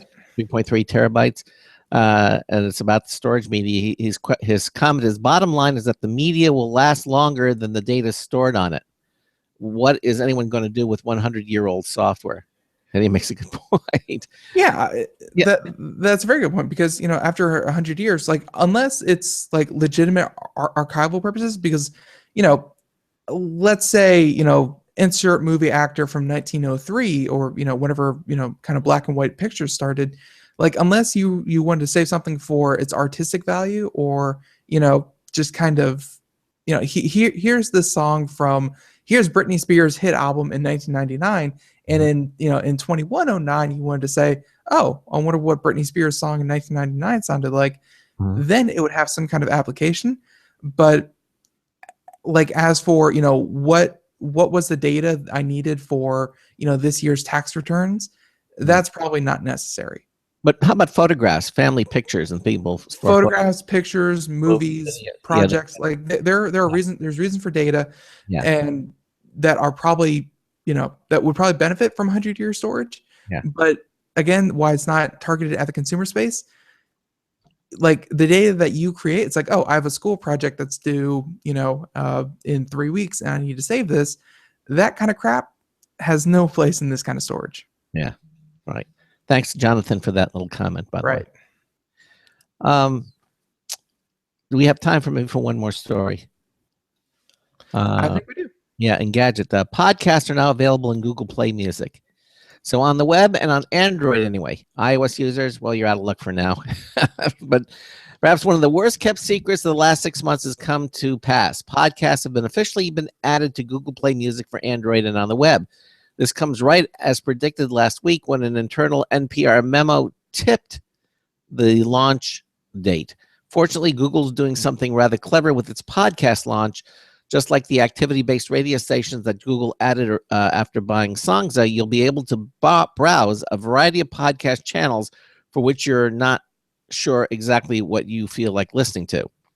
A few examples Google gave included Learn Something New, which includes podcasts like Stuff You Should Know and How to Do Everything and Laugh Out Loud, that features shows like Mark Maron's WTF and Chris Hardwick's The Nerdist. Beyond the station-based interface, you'll, of course, be able to subscribe to various podcasts to have them downloaded automatically or send you notification when they release new episodes. There's also a top charts section broken down by subject matter. Now, we haven't had a chance to try the new app yet, so it's hard to say how it'll compare to third-party options for podcasts on Android like Pocket Casts. But if you're already using Google Play Music, or someone who prefers sticking with one app for all your audio needs, this is a feature worth investigating. The station-based discovery feature is a somewhat unique take on podcasts, and sounds like it'll be worth checking out when you want to find new shows. Unfortunately for iOS users, you'll have to wait. Google says it's focusing on Android for now. So there you go. We're going to look into that. Yeah, we are. Or you are. Exactly. Okay. Because you are, because I'm not, but you are. Okay. I get it. Do we have time to do another story? Well, yeah, if you're just going to breeze through the stories like that, yeah, we have time for tons of stories. I mean, the fact that it's not going to work on iOS, I don't have any way of testing it because I don't have an Android. Well, it's not about testing it. It's do you think this service is necessary? I don't think it can hurt. Oh, I don't see anything bad about it. I mean, if you want to listen to podcasts over the with using that app, I think that's good. Look, anything that offers more distribution, a way to get more distribution, I'm for. I like iTunes definitely started it because when people discovered that you could send podcast out, and people actually like listening to other people talk about stuff that either A, annoyed them, B, interested them, or C, they had strong opinions about. And people were like, oh, podcasts are actually kind of fun. Then we're seeing more and more moving away from traditional media and things like that, and saying, you may not get your news strictly from a podcast, but there are more podcasts that will appeal to you as an individual than you will have a radio show. Like, if you are interested in drones, in, let's say, Nevada, there is probably a Nevada drone podcast, that is dealing with exactly your issues in your area that you would like. If you are very much into video games, but you're only into old school late 90s video games, there is a podcast for you. The great thing about podcasts is that they are very individual, and there are so many out there that just what you're looking for is probably there if you spend if you spend enough time looking for it. And for Google to come out and say, we see this move, we're seeing it all over the place, and we're going to help you, especially with this kind of station-based searching, then I hope Google. Yeah, some podcasts are vertical enough, that you can find as a specialist. 90 seconds. Right. Of course, there will still remain, the broader podcasts that tackle a particular topic or industry, that on a more general basis, which is a lot of what we do. We talk all about computers and technology, not a particular area of it. We're about out of time here. Again, I want to thank our guest, Stephen Knightley, the chairperson of the New Zealand Game Developers Association, for being with us here in the first hour. Coming up on tomorrow's show, 60 seconds. We're going to have Derek Shawnee going to be joining us. He is becoming a full-blown Computer America correspondent. He's agreed to do that. He's going to be talking about Google Glasses. We're going to talk about the Google Cardboard and the Samsung Gear. And he's going to talk about the limitations and uses of virtual reality. It's going to be for an interesting discussion. He'll be with us in the first hour of the show. And in the second hour, we'll do more computer and technology news brought to you by Slimware Utilities, the official optimization software of Computer America. Again, thanks to all of you for being here with us. And Ben and I will see you here tomorrow, same time, same place, same station. So until tomorrow afternoon, this is Craig Crossman, hoping that your hard disk never becomes floppy. We'll see you tomorrow afternoon. Have a good one, everyone. Bye-bye. 10 seconds.